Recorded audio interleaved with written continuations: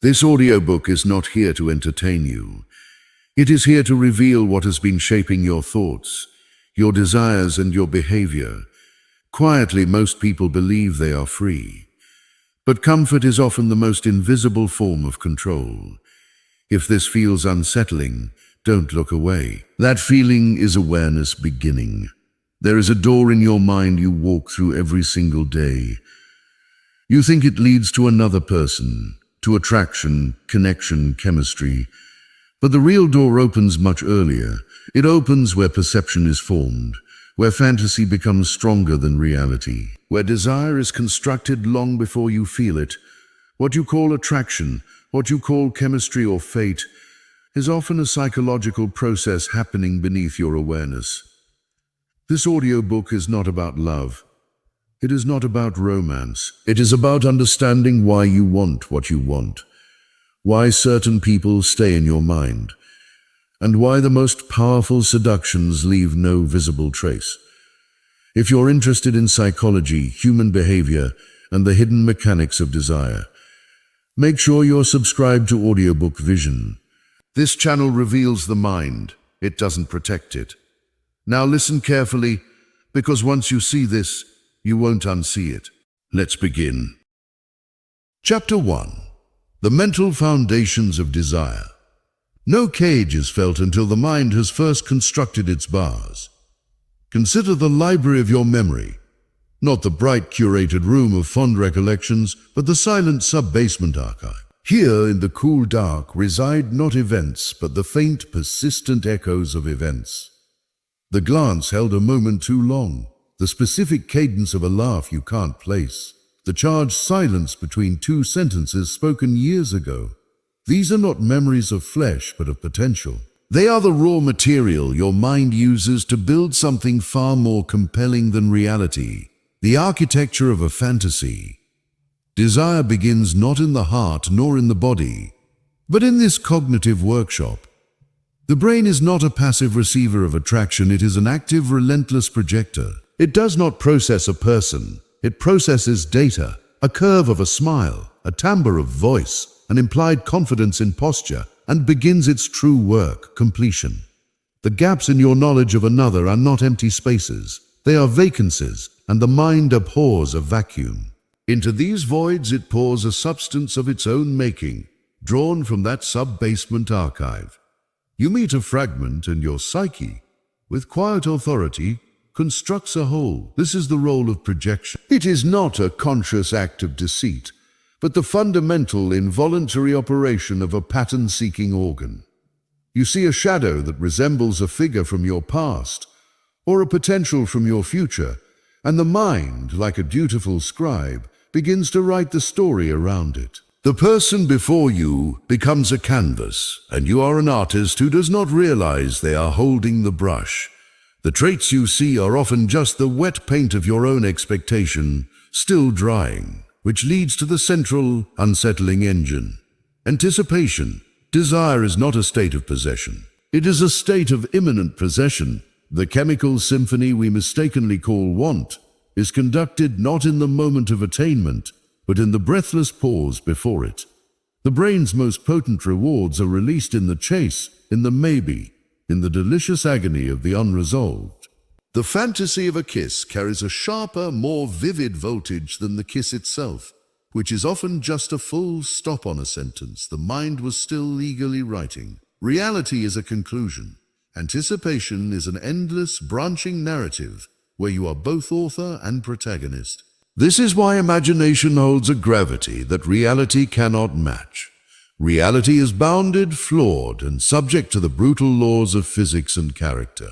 Fantasy is limitless, obedient, and perfectly tailored. In the mind's theater, you can edit out the mundane, the irritating, the human. You can replay the perfect line, the ideal response, the sublime touch, 1,000 times, each iteration polishing it to an impossible sheen. The actual person, burdened with their own mind, their own desires, their own inconvenient humanity, must inevitably compete with this polished phantom. They almost always lose, for you are not desiring them. You are desiring the reflection of yourself you have painted onto them. Thus, desire forms a psychological loop, a silent, self-sustaining circuit. A spark of interest triggers projection, which fuels anticipation, which is refined into fantasy, which deepens the interest, which demands more projection. The loop tightens. The mind, now invested in its own creation, seeks confirmation, not correction. It latches onto any scrap of evidence that supports the burgeoning narrative and dismisses anything that doesn't as noise. The cage is not built from the outside. It is forged link by cognitive link from within. You become both the prisoner and the warden. Dutifully patrolling the confines of a cell, you continue to decorate with imagined treasures. Where then does the other person exist in this process? They are often merely the initial catalyst, the silent cornerstone upon which you have built an elaborate private monument. Their true power lies in their ambiguity, their distance, their unavailability. States that keep the loop spinning, that prevent the disappointing finality of resolution. Their silence is not empty. It is filled by your own mind's clamor. Their mystery is not a vault to be cracked, but a blank screen upon which you are free to screen your most compelling films. The question is not, how do I create desire? The deeper, more disquieting question is, what have I already created in the empty spaces of someone else? And more importantly, what phantom has been built in the empty spaces reserved for you? You have felt this loop. You have been its architect and its captive. You have known the peculiar sadness of attaining something that suddenly feels less vivid than the dream of it. This is not a failure of experience, but the triumph of a psychological mechanism. The mind does not crave the real. It craves the potential of the real, which is a territory infinitely more vast and malleable. And by the time you notice the shift, the belief no longer feels foreign, it feels like yours. Chapter 2. The Seduction Psychology Framework. Perception is the most elegant liar you will ever know. Consider the last time you were certain of a person's intent, the meaning behind their silence, the story told by their posture. That certainty felt like knowledge, solid and unassailable. But it was not knowledge. It was a verdict reached by a jury of one, based on evidence you yourself curated, in a courtroom where you served as both prosecutor and judge. This is the foundational truth of the framework. Seduction is not an act one person performs on another. It is a psychological event that occurs within the individual. It is the process by which perception is quietly, irrevocably hijacked, and logic is escorted from the room. What then is meant by seduction psychology? It is not a toolbox, it is the study of this hijacking. It is the mapping of how attention is narrowed, how context is framed, and how the subconscious, that vast dark ocean beneath the flickering raft of conscious thought, is made to swell and direct the currents above. The conscious mind believes it is steering the ship. It is reading a compass placed there by deeper waters. Conscious attraction is the headline. It is the statement I want, but it is written by a ghostwriter in the basement. Subconscious attraction is the factory where the ink is mixed, the paper milled, the narrative assembled from old pulp and older instincts. It operates on pattern, symbol, and emotional resonance. A tone of voice echoes a forgotten safety. A specific confidence mimics a power once witnessed and coveted. The conscious mind admires the melody. The subconscious is shaken by the chord it strikes on a piano buried in the past. You are not reacting to the person in front of you. You are reacting to the echo they accidentally produce in the canyon of your psyche. The framework is the canyon itself. Its shape determines the nature of the echo. This is how perception overrides logic. Logic requires data analysis, sequential thought. Perception is instantaneous, holistic, and deeply arrogant. It presents its conclusions not as theory, but as reality. When the subconscious factory identifies a pattern, be it of nurturance, danger, or capability, it does not send a reasoned memo to consciousness, it releases a chemical. It alters a mood. It highlights certain details and dims others. It creates a feeling, and a feeling, once established, is a master logician in its own right. It gathers every piece of supporting evidence, and dismisses all contradictions as irrelevant. You are left with a powerful, self-justifying conviction. I am drawn to them.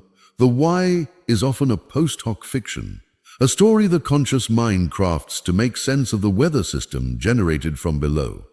At the heart of this framework lies the psychology of attention and focus.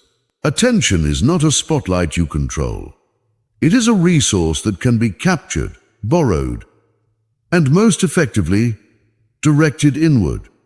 The most potent form of focus is not on the other, but on the self in relation to the other.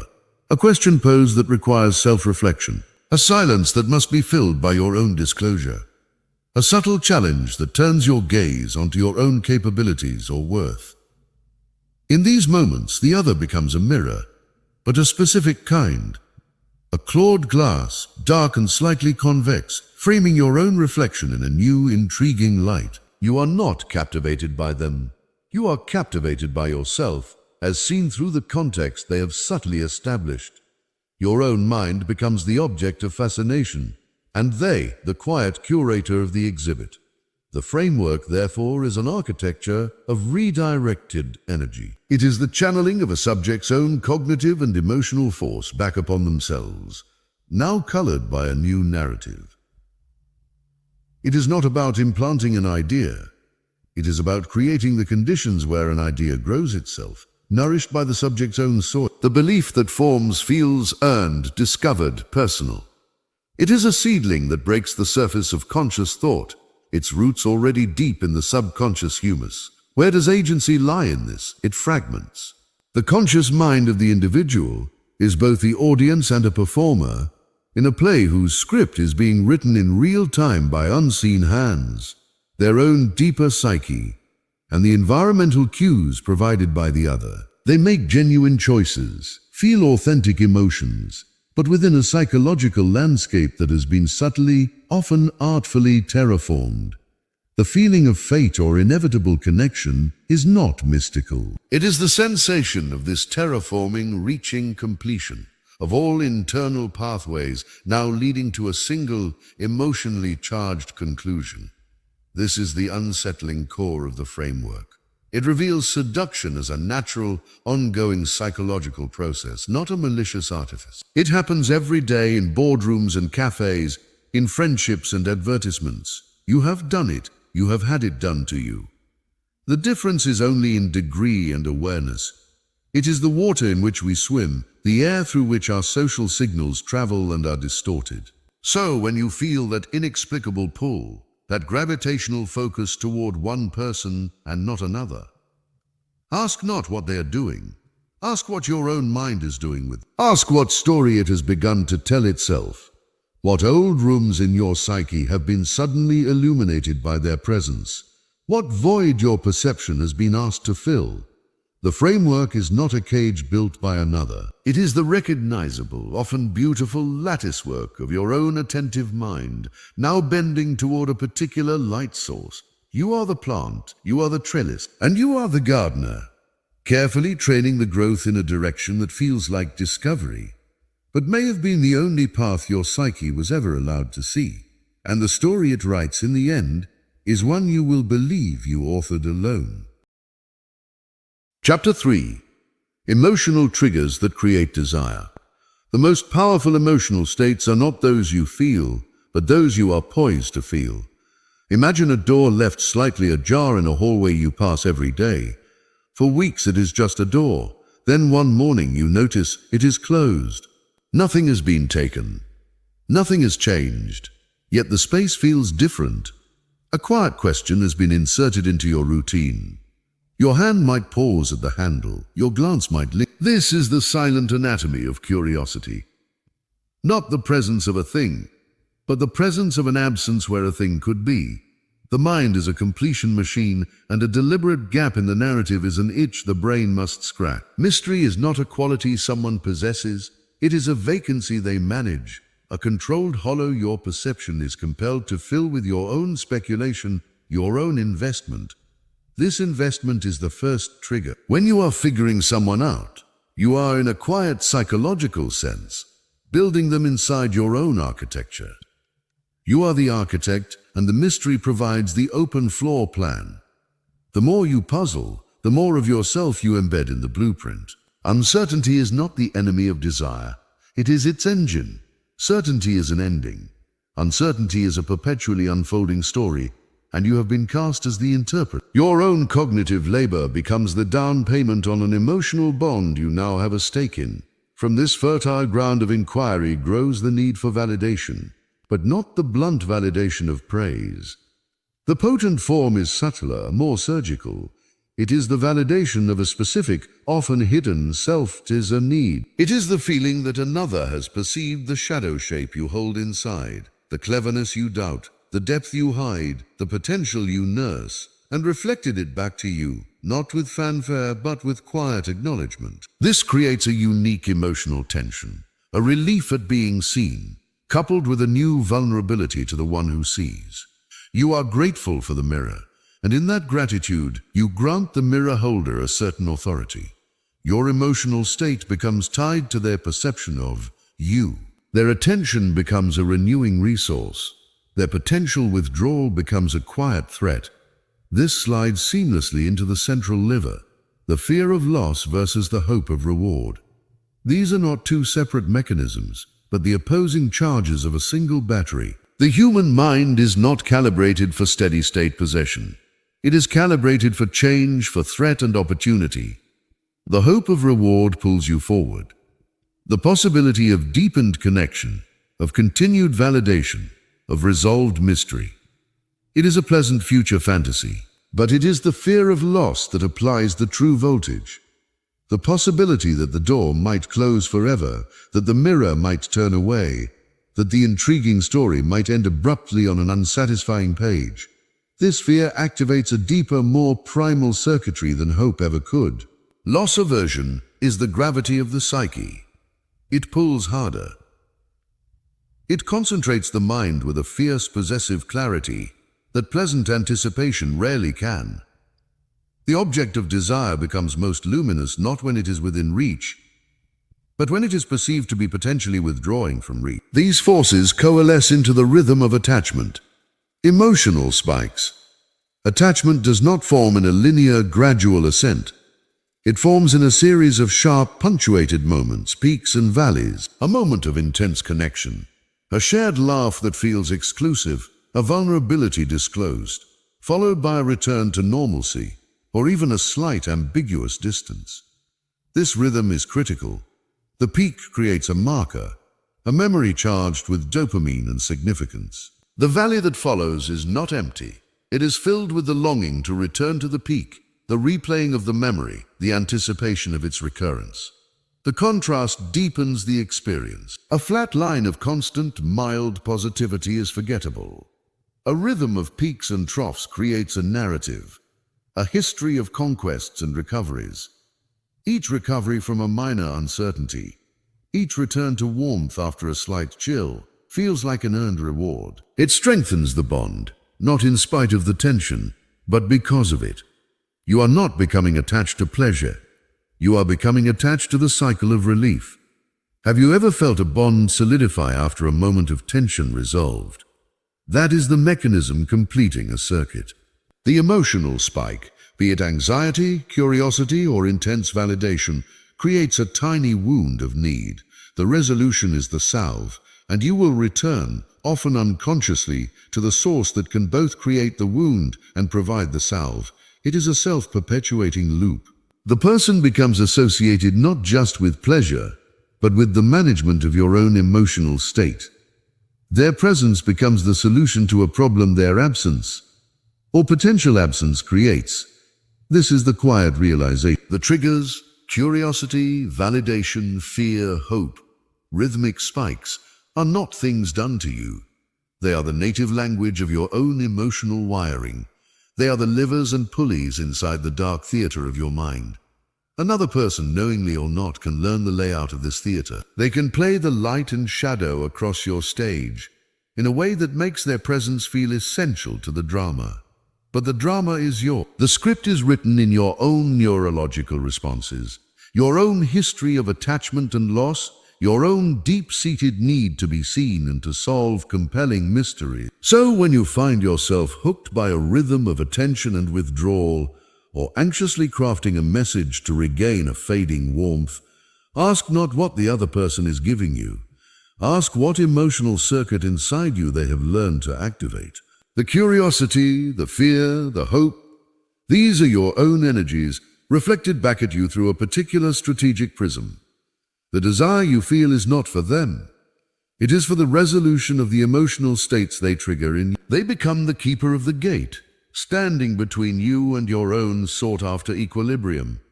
And in that role, they gain a power that feels like fate, but is merely mechanical. And the attachment that forms is not to a person, but to the key that fits a lock you did not know until now you were born with. Chapter 4. The power of identity and self-image. The self you believe yourself to be is a story, and every story seeks a witness who will read it back to you in the voice you most wish to hear. Picture a room lined with mirrors, not clear, flat glass, but those antique mirrors with slight distortions, some that make you appear taller, others that soften edges, a few that catch the light and cast you in a dramatic glow. You move through this room, and your reflection shifts. In one, you look poised. In another, thoughtful. In a third, mysteriously powerful. You are the same physical entity in each, yet the narrative of the self changes with the glass. This is the psychological theater where a potent form of desire is staged. You are not drawn to the mirror. You are drawn to the specific flattering distortion of your own image it provides. The most powerful attraction is often not to another, but to the version of yourself you become in their presence. How does this happen? It begins with the mirroring of desires, values, and unmet needs. This is not a conscious imitation. It is a far deeper process of psychological resonance. When another person's words, demeanor, or values vibrate at a frequency that matches a hidden part of your own self-concept, or more compellingly, the self-concept you aspire to, a profound sense of recognition occurs. It feels like discovery. They understand me, you think, but the mechanism is more precise. They have reflected a fragment of your own ideal self back to you, and you have mistaken the reflection for the source. They hold up the mirror, and you fall in love with the portrait it shows. Your desire for them becomes, in essence, a desire for that portrait to be true. This is the core of ego reinforcement. The ego is not just arrogance. It is the fragile, ongoing project of self-definition. It requires validation to maintain its cohesion. Certain reinforcements are obvious and cheap. Compliments on appearance, praise for achievement. But the potent, high-grade reinforcement is subtler. It is the validation of your potential, your unique worldview, your latent strength. When someone reflects back to you, the person you have always hoped you were, the intellectual, the free spirit, the resilient survivor, the subtle influencer, their attention becomes existential fuel. Your connection to them becomes intertwined with the stability of that prized self-image. To lose their attention is not merely to lose a companion. It is to risk the fading of that cherished portrait. The room goes dark, and you are left with only the unadorned glass. This creates the powerful illusion of psychological compatibility. It is not that your psyches are uniquely aligned. It is that their reflection has shown you a self that is coherent, desirable, and whole. The resonance you feel is not between two separate, complex beings. It is between your aspirational self and a carefully curated feedback loop. They have become the audience for your most prized internal performance, and their appreciation feels like oxygen. You mistake this for a meeting of souls when it is, in fact, a meeting of a need and a supply. Consider the unmet need. This is the shadow in the portrait, the missing piece in your own self-story. Perhaps it is a need for guidance, for rebellion, for absolute acceptance, for intellectual challenge. When you encounter someone who seems to embody the quality you lack, or more importantly, who makes you feel as if you embody it when you are with them, the pull is gravitational. You are not drawn to their strength, you are drawn to your own experience of strength in their shadow. You are not captivated by their calm. You are captivated by the calm you feel when their presence temporarily silences your own storms. They become the external repository for your internal lack. The desire is for completion, and they are mistaken for the missing piece, when in reality they are merely the context in which you momentarily forget the piece is missing. What then is real about the connection? The emotional experience is real. The intensity is real. But the attribution is often a profound misdirection. You believe your feelings are emanating outward toward them in response to their inherent qualities. In the framework of identity, however, the current flows the other way. Your feelings are emanating inward toward the enhanced self-image their reflection affords you. The pleasure is the pleasure of self-recognition, amplified by an external witness. The fear of loss is the fear of losing that witness, and with it, the clarity of that beloved self-portrait. Have you ever felt truly seen by someone, only to realize much later that they saw only the version of you that served a narrative, or that you had performed that version instinctively, seeking the reward of their reflection? This is the silent contract. You grant them the authority to define a part of your story, and in return you receive the emotional reward of believing that story is true.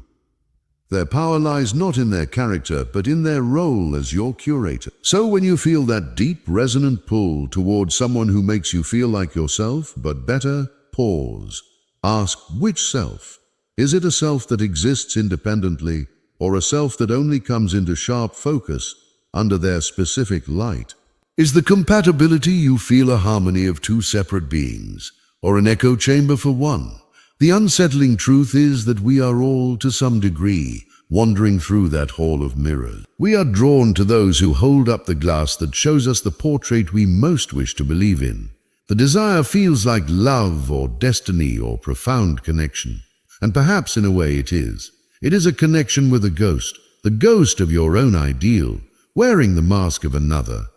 And by the time you notice the shift, the reflection no longer feels like a distortion. It feels like the truest version of you. Chapter 5. The role of scarcity and value. A thing is not valuable because it is desired. It is desired because it has been made to feel valuable, and nothing makes a thing feel more valuable than the quiet, chilling whisper that it may be taken away. Consider the museum at night. In the daytime, the artifacts are just objects behind glass, but stand before the same case in the dark, hearing only the hum of the climate control, and the object seems to vibrate with a different energy. Its historical weight is unchanged. Its physical properties are identical, yet its meaning has shifted. It is no longer merely an artifact. It is a secret that darkness is keeping. This shift in context, from available to restricted, from public to private, from abundant to scarce, does not change the object. It changes the psychology of the observer.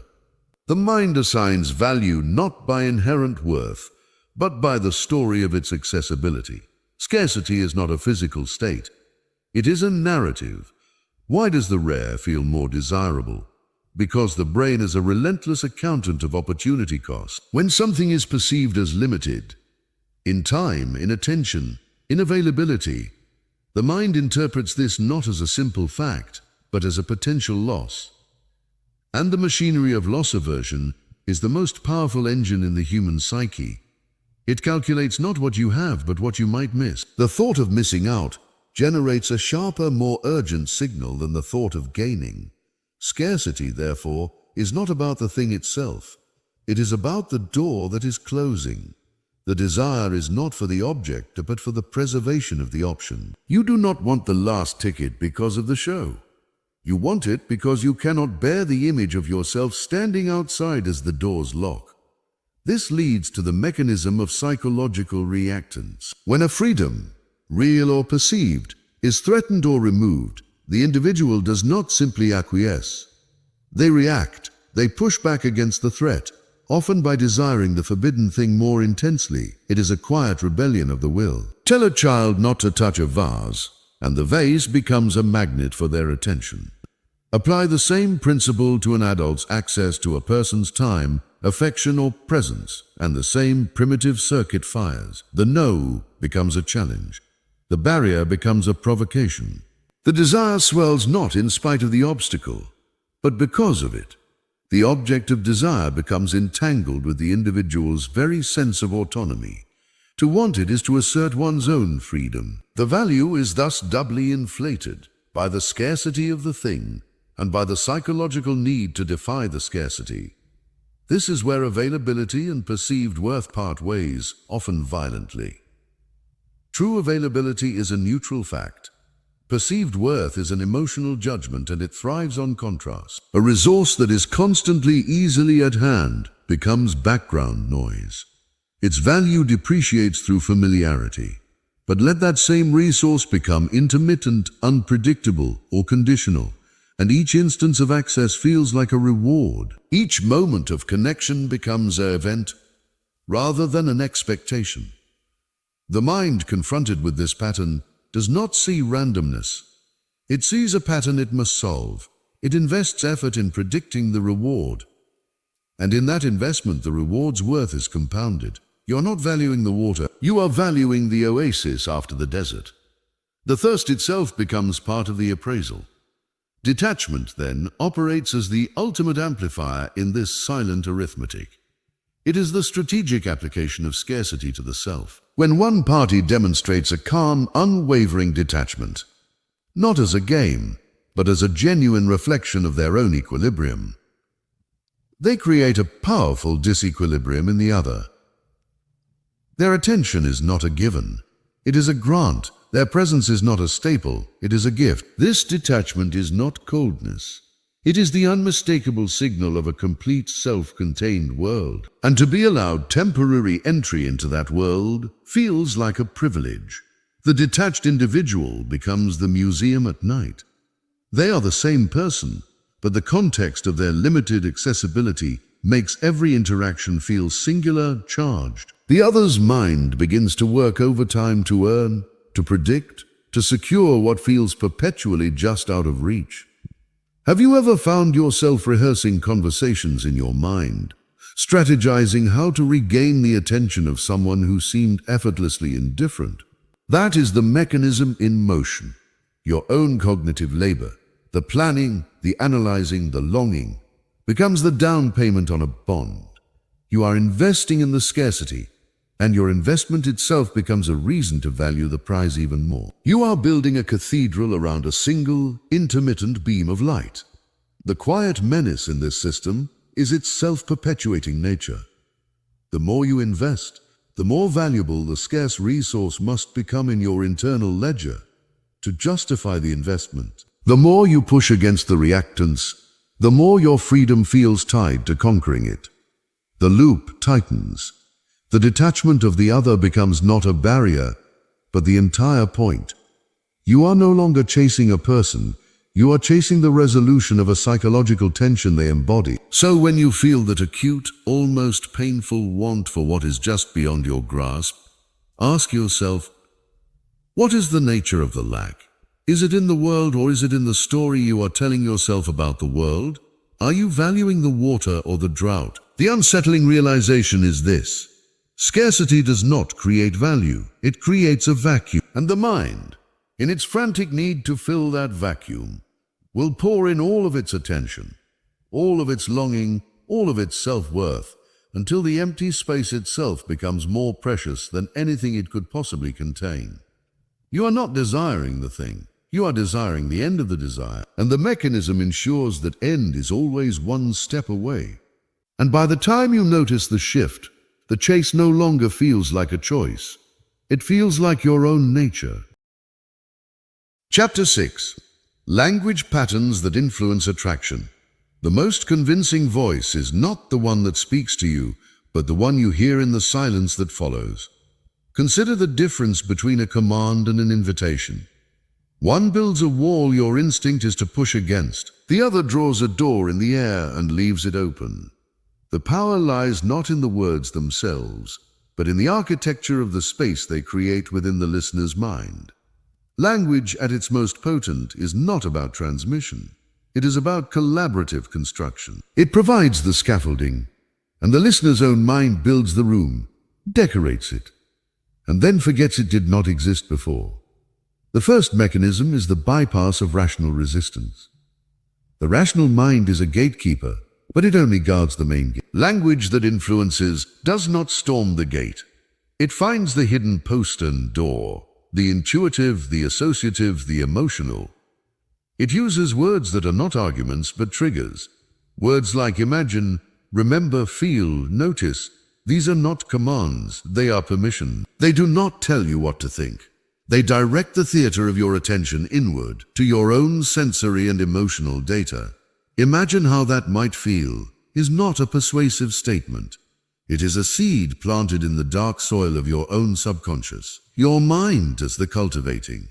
By the time the idea surfaces, it feels native, discovered yours. The resistance was never engaged because the language never fought it. It simply stepped around it, using your own imagination as the bridge. This leads to the art of implication. The most powerful communication occurs in the negative space between words. Suggestive language operates by hinting at a conclusion, then retreating, leaving the listener to complete the circuit.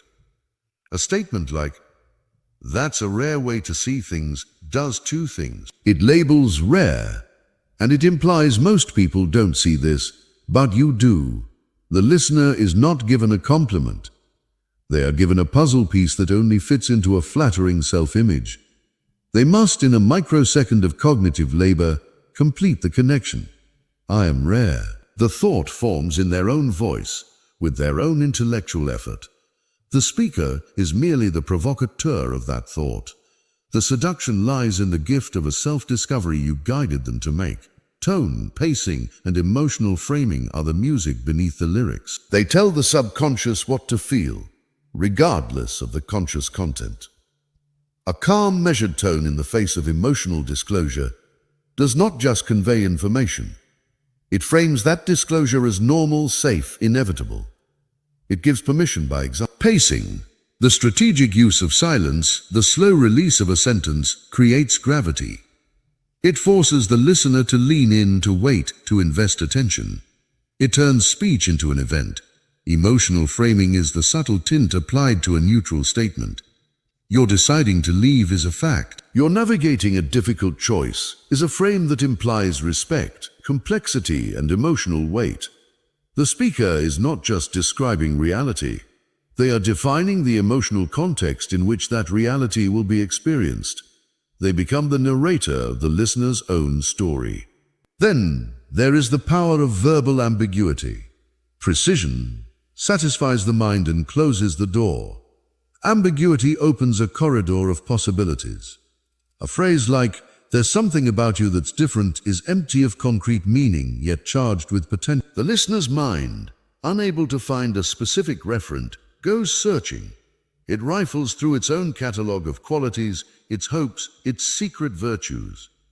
It goes on a treasure hunt within itself, guided by the vague map the speaker provides. The something is never defined, so it can become anything the listener wishes to be true. The engagement is total. The speaker has not defined the listener. They have initiated a process of self-definition in which they are now a crucial approving witness. The mind becomes obsessed not with the speaker's meaning, but with solving the speaker's meaning, a puzzle with infinite self-flattering solutions. This is how language patterns weave the psychological fabric of attraction.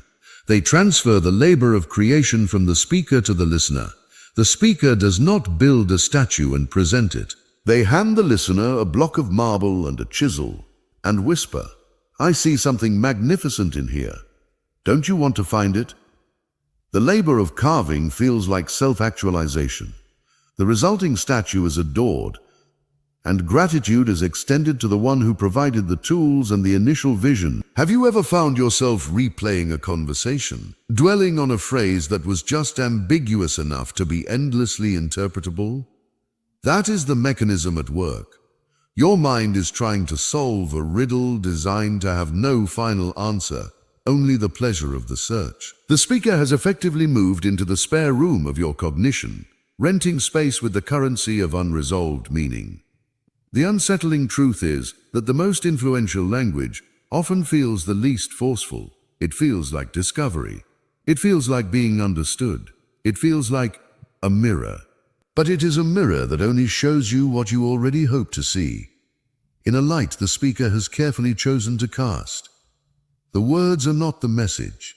The cognitive and emotional labor they inspire within you is the message. So when you feel a sudden deep resonance with someone's words, when you feel inexplicably seen or intrigued, pause. Ask, where is the work being done? Is it in their eloquence or in your own mind's frantic, flattering completion of their sentences? Are you hearing their voice, or are you hearing your own echoing in the chambers they built? Language does not seduce by adding something to you. It seduces by drawing something out of you, something you then mistake for a shared truth. The connection you feel is not a bridge between two separate islands. It is the thrill of recognizing your own reflection in the water that lies between them. And by the time you notice the shift, the voice in your head no longer feels borrowed. It feels like the one you've been waiting to hear all along. Chapter 7. Non-physical seduction. The most profound intimacies are often those that occur in the absence of touch.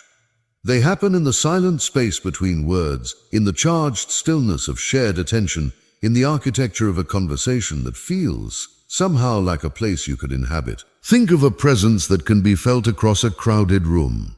No gesture is made. No glance is exchanged. Yet the atmosphere seems to bend subtly around the weight of their awareness. This is psychological presence, the ability to occupy mental space without physical claim. It is the shadow you sense before you see its source. This form of seduction works not on the body, but on the perception of space and attention. It makes the very air between two people feel different, charged with a potential that has not yet been given a name or a direction. The mind begins to navigate this altered atmosphere, this emotional gravity, long before any hands could possibly meet. It is the difference between a shout and a whisper in a silent hall. The whisper wins when attention is given fully yet calmly. Without desperation, without need, it creates a vacuum. The recipient feels the totality of that focus as a kind of warmth, a spotlight that is flattering not for its intensity, but for its selectivity. You are not being watched, you are being seen. And in that seeing, you are momentarily relieved of the burden of your own invisibility. The psychological pull begins here. You are drawn to the source of that relief, to the one who manages to make you feel real in their gaze. Their attention becomes a substance you wish to retain, a resource you fear to deplete. From this controlled attention blooms the creation of intimacy through conversation. But this is not intimacy of shared history or common bonds. This is manufactured intimacy, the skillful simulation of depth through the careful framing of exchange. It occurs when conversation is sculpted not to exchange information, but to orchestrate an experience. The topics are not the point. The emotional choreography is. A disclosure is offered, not as a blunt confession, but as a key passed in the dark. It is a fragment of vulnerability that implies a whole unseen world.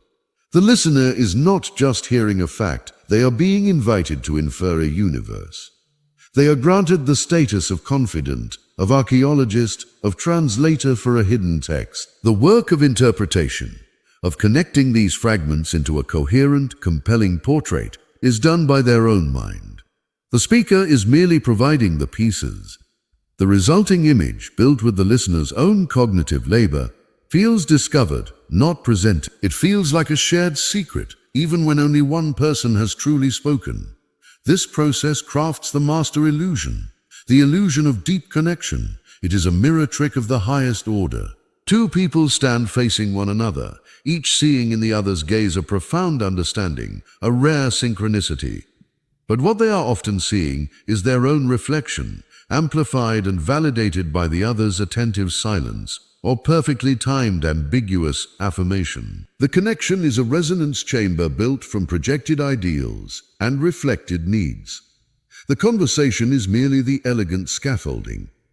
The feeling of being soulmates or profoundly understood is the emotional echo in that chamber, mistaken for a voice from the outside. True physical touch is a full stop. It is a resolution.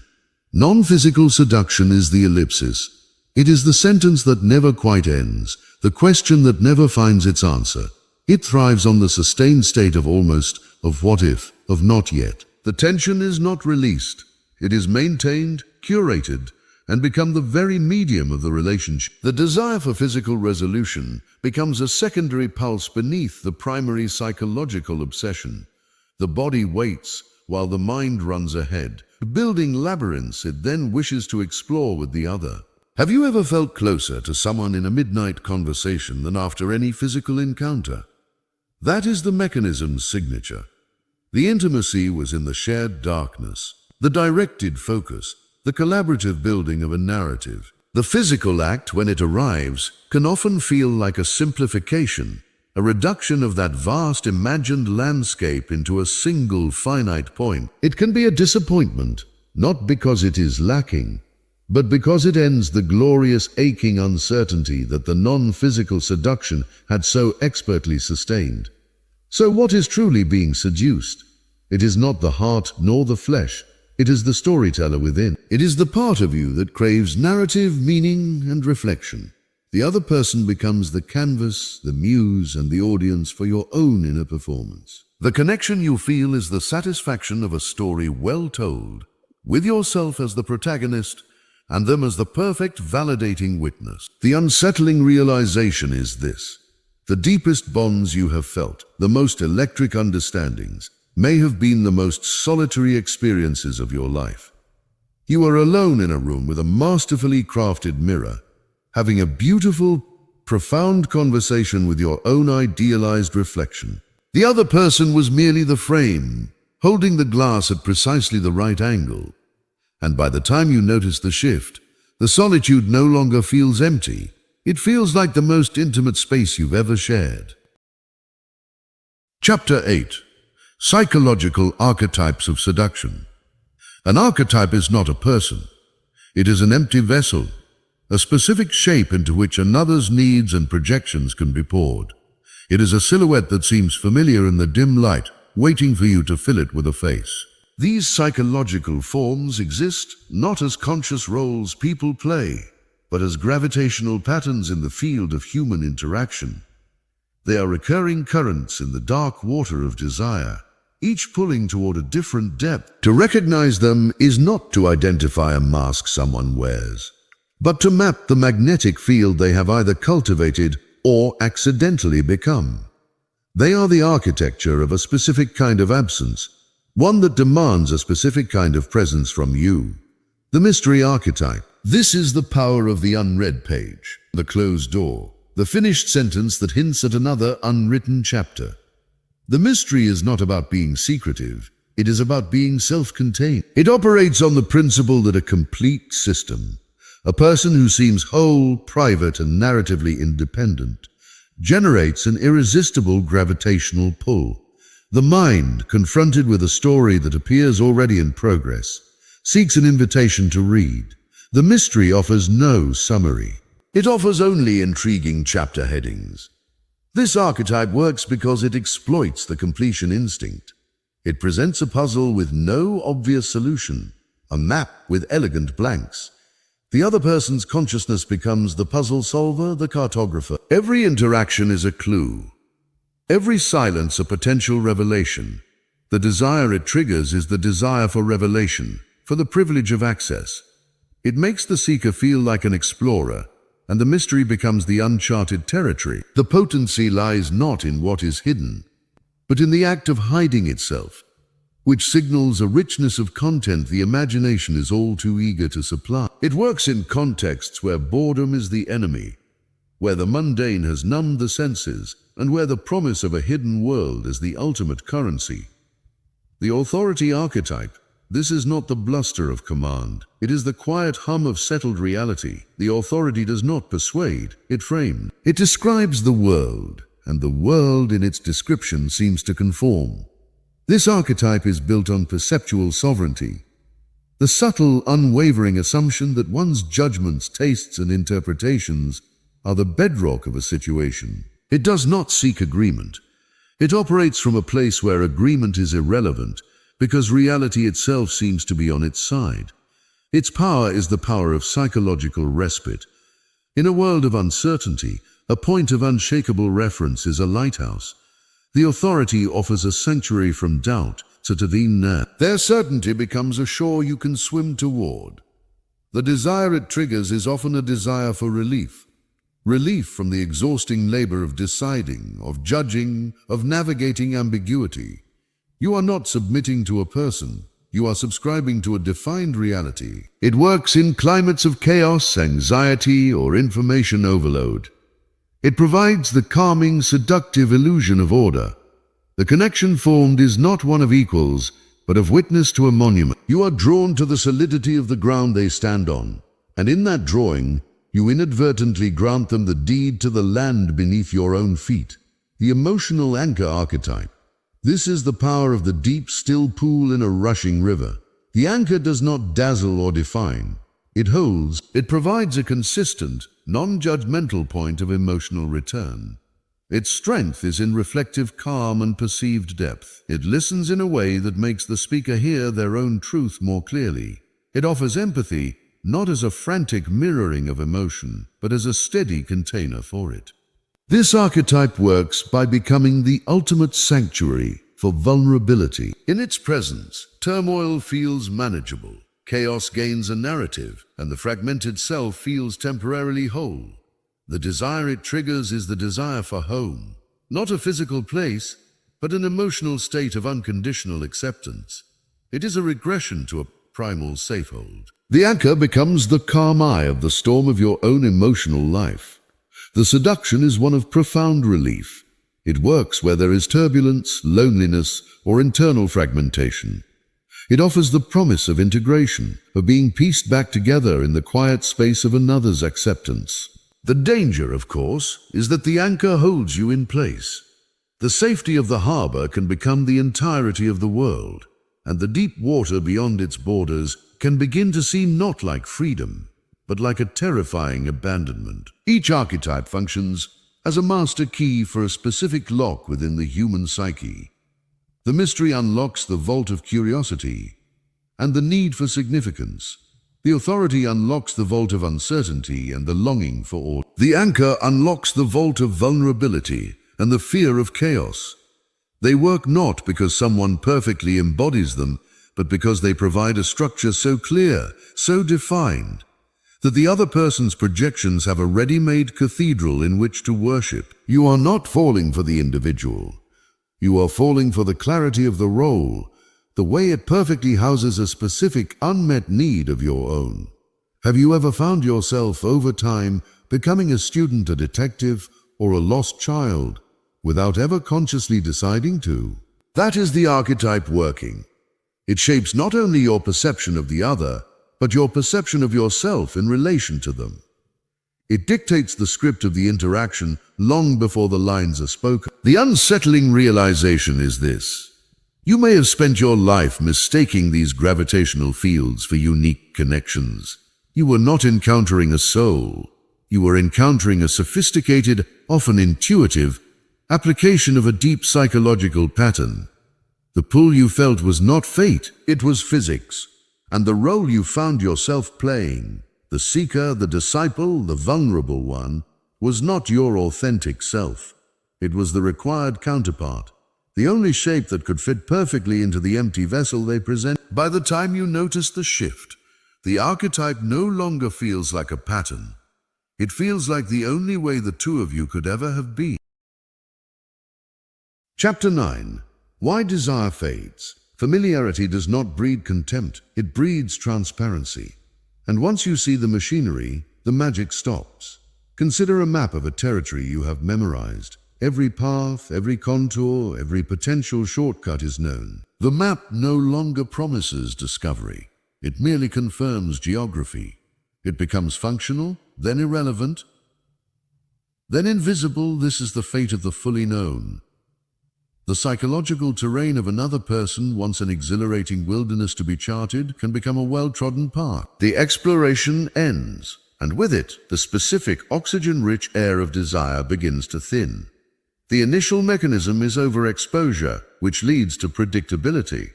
The human nervous system is not designed for static stimuli. It is an apparatus for detecting change, for orienting toward the novel and the potentially significant. When a source of stimulation, a person's behaviors, responses, emotional patterns becomes entirely predictable, the brain downgrades its priority.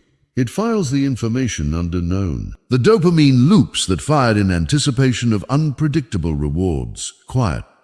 What was once a captivating puzzle becomes a solved equation. The mind, consciously or not, begins to look for the next unsolved equation. Predictability is the psychological equivalent of a flat line. Desire requires a rhythm, a pulse of uncertainty. This directly erodes tension and polarity. Desire is not a flat field. It is a current that flows between charged poles, between mystery and revelation, strength and vulnerability, pursuit and retreat. It is a dynamic system. When overfamiliarity sets in, these poles begin to neutralize. You know their strengths, so they no longer inspire awe. You know their vulnerabilities, so they no longer evoke a protective surge. The emotional and psychological distance that allowed for projection, for fantasy, for the space between that the mind so loved to fill, collapses. You are left with proximity without polarity. Like two magnets with identical charges, held together by inertia, but creating a palpable repellent force. The current stops, the circuit is broken. What remains is not connection, but coexistence. This collapse leads to emotional saturation. Every emotional need, once acutely felt and tied to the other person, has been met, or the promise of its meeting has been exhausted. The longing is gone. The quiet anxiety of maybe has been replaced by the certain drone of is. The psychological loop described earlier, the trigger of a need followed by its satisfying resolution, runs out of fuel. There are no new triggers, or the old ones have lost their voltage. The other person becomes like a book you have read to the point of memorization. You can appreciate its structure, but you can no longer be swept away by its story. Your emotional reservoir in relation to them is full, and a full container cannot receive. It can only stagnate or overflow into other channels.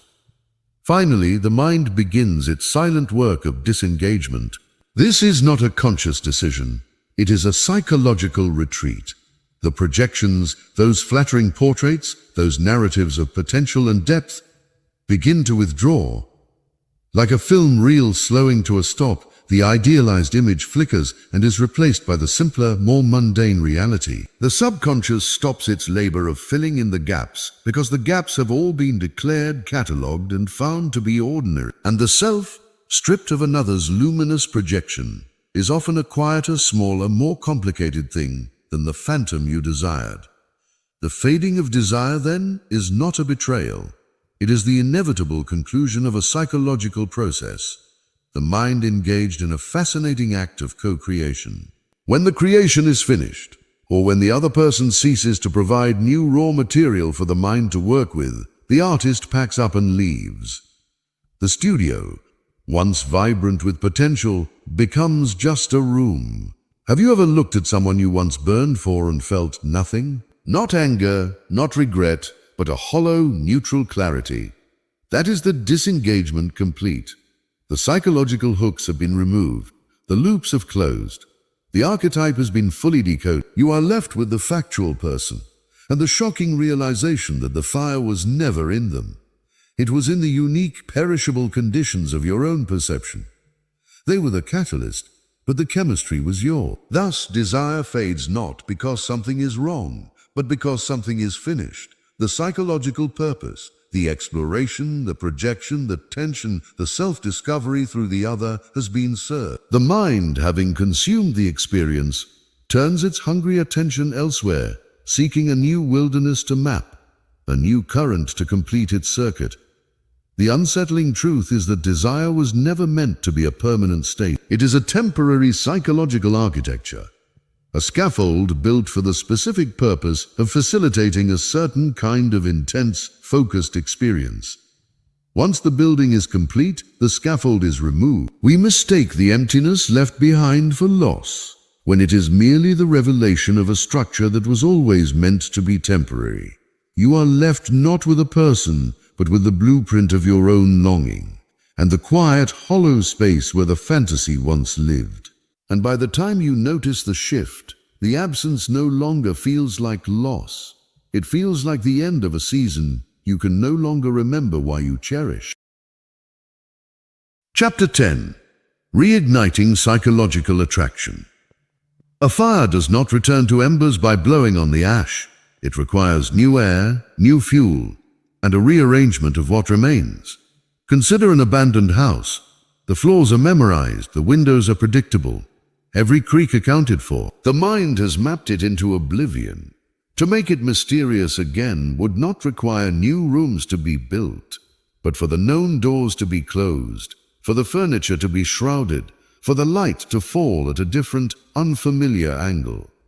The structure is the experience of the structure must be made foreign. This is the paradox of reignition. It is not about creating something new from nothing, but about dismantling the known to make room for the unknown to be imagined once more. The first mechanism is the reintroduction of uncertainty and novelty. When a dynamic has solidified into predictable ritual, the psychological current stops. The brain ceases its attentive investment. To restart the current, the predictable pattern must be interrupted. This is not about manufactured drama, but about a genuine reintroduction of the unresolved. A new interest, a private development, a shift in priority that is felt rather than explained. These are subtle reintroductions of unanswered questions. The mind of the other, which had filed you under known, is suddenly prompted to recategorize you under re-evaluating. Novelty is not about exotic experiences, but about the revelation of an unseen dimension.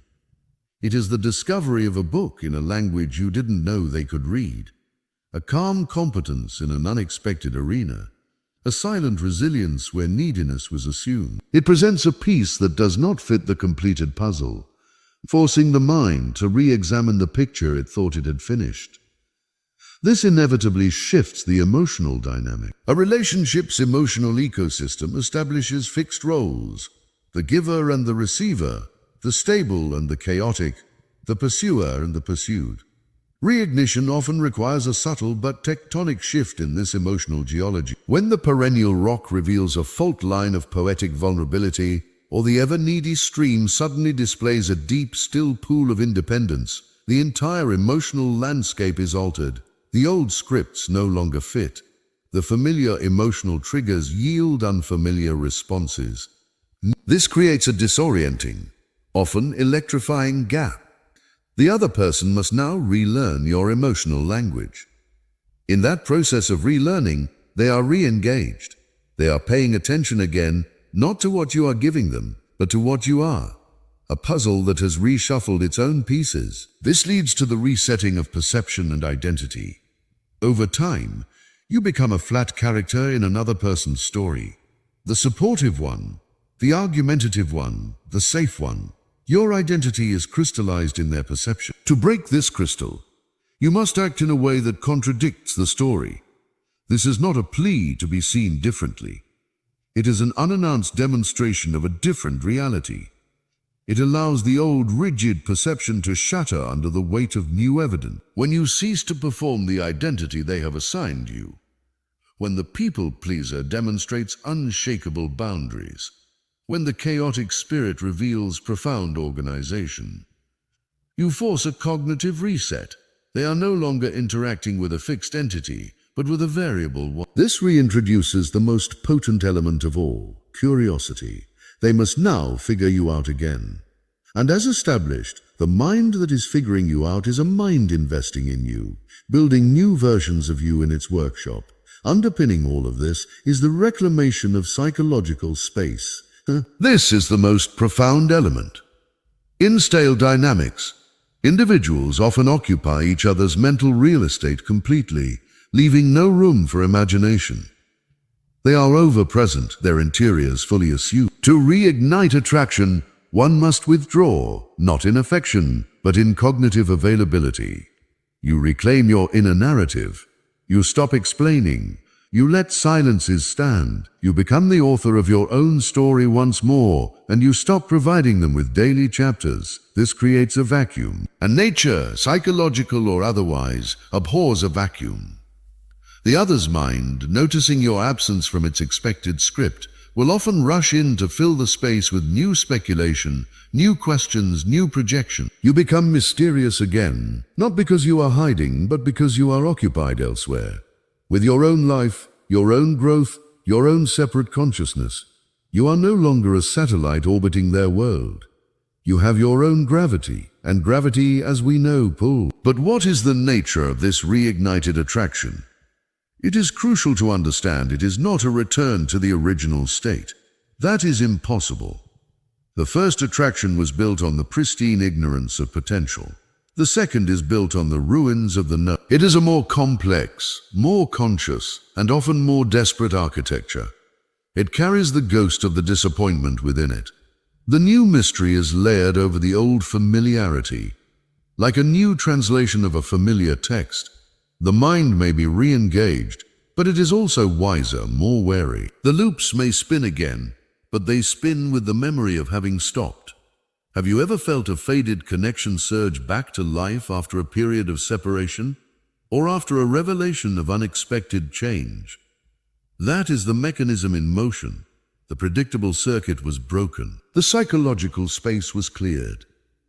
The identity was reset, and the mind, ever hungry for pattern and discovery, mistook the rearrangement of familiar furniture for a new house in time. The unsettling realization is that reignition is often a managed decline, a conscious reintroduction of the very conditions that foster longing, distance, uncertainty, and a manageable degree of perceived loss. It is the deliberate recreation of a psychological ecosystem where desire can thrive. But it is a simulation. You are not discovering new territory. You are carefully hiding the old maps and pretending to be lost together. And by the time you notice the shift, the renewed fascination no longer feels like a mystery. It feels like a mutual agreement to look away from what you have already seen. Chapter 11. Ethics, Awareness, and Responsibility. Power is most dangerous when it is mistaken for nature. Consider a lens. It does not create light. It bends it. It takes the existing ambient illumination and focuses it into a beam capable of ignition or blindness. The lens itself is neutral. Its consequence is determined by the hand that holds it, the fuel it is pointed toward, and the awareness, or lack thereof, of its capacity. The mechanisms explored in these pages are such a lens. They describe how the ambient light of human attention, need, and fantasy can be focused. This final consideration is not about morality. It is about thermodynamics. It is about the inevitable transfer of heat and the scars it leaves. The line between influence and manipulation is not a bright legal border. It is a twilight zone of awareness and consent. All human interaction is influence. A smile, a story, a shared silence. Each alters the internal state of another. Manipulation begins not with the act of influence, but with the intent to obscure. It is the deliberate creation of a psychological reality for another person, while convincing them they are its sole author. It is the planting of a tree in their mind, and then praising them for the shade. The difference lies in the transparency of the hand holding the lens. Influence acknowledges, even subtly, the shared construction of a moment. Manipulation denies its own existence, leaving the other to cherish a phantom as their own creation. One is a collaboration where both parties see the truth. The other is a play where one audience member believes they are on stage, improvising lines that were secretly written for them. This leads to the quiet weight of psychological power and accountability. To understand these mechanisms is to hold a form of power. Power is not merely the capacity to change another's emotional weather. It is the understanding of atmospheric systems themselves. With this understanding comes a silent, non-negotiable accountability. Not a social or legal one, but a psychological debt to the truth of what you now see. You can no longer claim ignorance of the currents you choose to navigate or create. You see the strings. Once seen, you must decide with each interaction whether to point them out, to leave them be, or to pull them in the dark. The choice itself is the ethical event, the absence of choice. The reflexive, unconscious use of this understanding is the true descent. It is becoming a force of nature without the conscience of a person.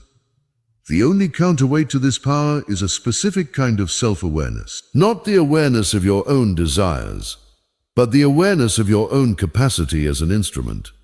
It is the part of you that must watch yourself, that must ask, am I using this understanding to connect or to consume? Am I offering a mirror or constructing a cave? This self-awareness is not a moral guardrail.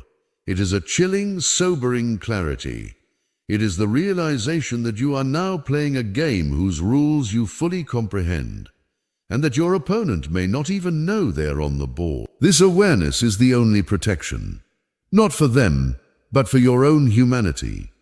It prevents you from disappearing into the role of the unseen architect, from forgetting what it feels like to be genuinely surprised, genuinely vulnerable, genuinely free of calculation. Without it, you risk becoming a ghost in the machine of every relationship, haunting your own connections. What then does it mean to use this psychology consciously? It is not about application. It is about navigation. It is the difference between a sailor who uses knowledge of currents and waves to reach a destination with respect for the sea, and one who uses the same knowledge to deliberately create shipwrecks. Conscious use begins with the acknowledgement of the system's existence in every interaction you have. It means listening to a compliment and hearing not just the praise, but the possible framework of validation seeking. It means feeling the pull of mystery and recognizing the projection at work. It means enjoying the tension of scarcity while consciously choosing not to mistake that anxiety for genuine connection. To use it consciously is, paradoxically, to often choose not to use its most potent tools. It is to forego the easy shortcut of triggered obsession in favor of the slower, riskier path of authentic revelation. It is to sometimes dissolve the tension you could so easily sustain, because you recognize the other person's right to psychological freedom. It is to see the archetype they are projecting onto you, and to gently, deliberately step out of its confines, even if it diminishes their immediate desire. Conscious use is ultimately about stewardship of another's mind and of your own soul. But be warned, this awareness is an isolating altitude. It can make the simple, warm chaos of human connection seem like a quaint fiction. You will see the scaffolding behind every grand emotional facade. You will recognize the loops, the triggers, the archetypes playing out in lives around you. This knowledge does not empower you to control. It burdens you with clarity. The seduction is not in using the system, but in the system itself, in the terrifying, beautiful understanding of how fragile and constructed our deepest feelings can be. You have walked through this architecture. You have seen the blueprints. You can now recognize the load-bearing walls of a relationship, the invisible currents of desire, the carefully placed mirrors. This does not make you the architect of every room you enter, but it does make you responsible for the ones you choose to build and for the honesty of the foundations you lay. The most unsettling realization is not that these mechanisms exist or that you might use them. It is that, armed with this knowledge, true connection becomes a conscious, difficult, and breathtaking act of defiance against the very psychology that makes it possible. It becomes a choice to build with someone in the full light of awareness, where both of you can see the tools, instead of in the seductive shared darkness where the walls seem to build themselves. And by the time you notice the shift, the responsibility no longer feels like a burden. It feels like the only real thing in the room. Conclusion. The most profound mastery is not of another's desire, but of your own awareness of its architecture. You began this exploration in the shadowed galleries of your own memory, where potential is curated. You moved through the silent workshops, where perception is assembled, where absence is more compelling than presence, and where the most potent connections are often conversations you had with your own reflection. The journey has not been toward a technique, but toward a recognition of the silent systems that have always operated beneath the surface of your wants. Mastery of desire begins and ends with self-mastery. Not the control of impulse, but the clarity of perception. It is the ability to observe the machinery of your own longing without immediately becoming its instrument, to feel the pull of a mystery and in the same moment recognize the void in yourself that is eager to give it shape, to sense the heat of anticipation and understand it is often the friction of your own unmet needs. This self-mastery is not a shield against feeling. It is a deeper, more sobering form of feeling, one that includes an awareness of the stage, the lighting, and the script, even as you perform your part. This understanding irrevocably changes all relationships. It is like learning a mother tongue you never realized you were speaking. Once you hear the grammar of projection, the syntax of scarcity, the rhythm of emotional loops, you cannot unhear it. Every interaction becomes layered. You will hear the silent question behind a compliment. See the architecture of an archetype in a lover's gaze. Feel the calculated distance in a moment of intimacy. This knowledge does not make you powerful. It makes you responsible. It removes the comforting illusion of accidents and reveals the subtle, often unconscious designs beneath. Relationships become less about fate and more about the conscious, careful navigation of these psychological currents. Thus, true seduction is revealed not as an act of force, but as an art of perception. It is not about making someone want you. It is about understanding the conditions under which want arises, the conditions of mystery, of validation, of perceived value. It is about recognizing that the most powerful magnet is not a person, but the psychological space they learn to hold within another's mind. Force tries to capture. Perception understands the cage, and in understanding may choose to never build one. This is the final reflection. Psychological attraction is the oldest story. It is the human mind in its glorious and tragic solitude, seeking to complete itself in the mystery of another. We are storytellers, building palaces of meaning around the fragments we are given. We are architects, constructing bridges of desire over canyons of our own making. The unsettling realization is not that this system exists.